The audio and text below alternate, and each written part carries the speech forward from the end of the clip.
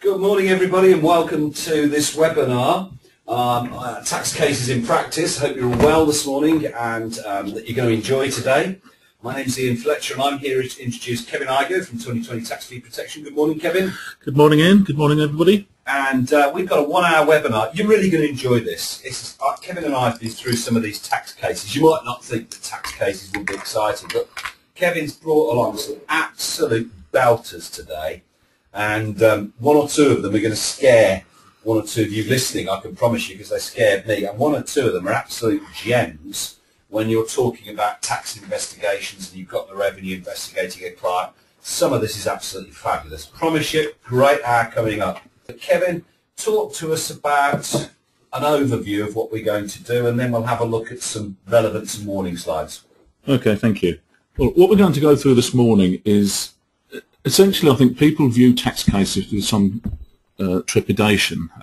They're not something that most of us feel comfortable being involved with. And really, where I'm coming from in my webinar this morning is very much from a practical point of view. I've entitled this Old But Good because that's exactly what this is. This is an oldie but goodie. This is a classic tax case which I still see being used in tax investigations today.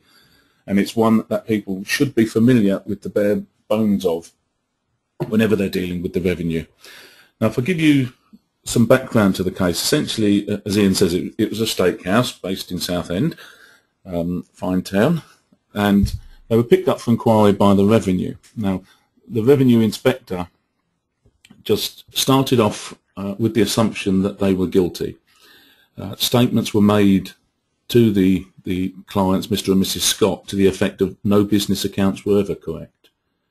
And this went all the way up to the commissioners. Now, during the investigation, the inspector never found any unaccounted for bankings. They didn't break the records. Now, there were such things as tips that they hadn't, a small amount of tips that they hadn't operated pay-as-you-earn on, and also apportioning the cost of some central heating radiators. Now, the special commissioners found that that did not constitute breaking the records. So a lesson here for us all is what actually is broken records. What are broken records? When the inspector says I've broken the records, you should be challenging the inspector to say, how have you broken those records? Minor indiscretions such as this do not count as breaking the records.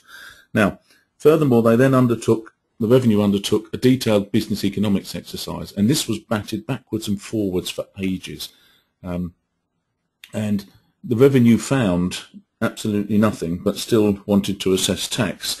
Now, this went up to the commissioners, and the commissioners found for Mr. and Mrs. Scott and found against the revenue. They felt that the inspector, HMIT as it was at the time, were discredited. They even produced statements that couldn't be backed up. They produced analysis that didn't add up, and you know that the commissioners absolutely slated the revenue at the time. Now, the gems here for us all, the point that I'm talking about, farthings, is firstly, the inspector found that the lack of he considered there was a lack of prime records, and therefore a business economics exercise should be carried out. The commissioners disagreed, totally disagreed. They said that even though the records, he didn't keep his till rolls, there was still a contemporaneous record of takings.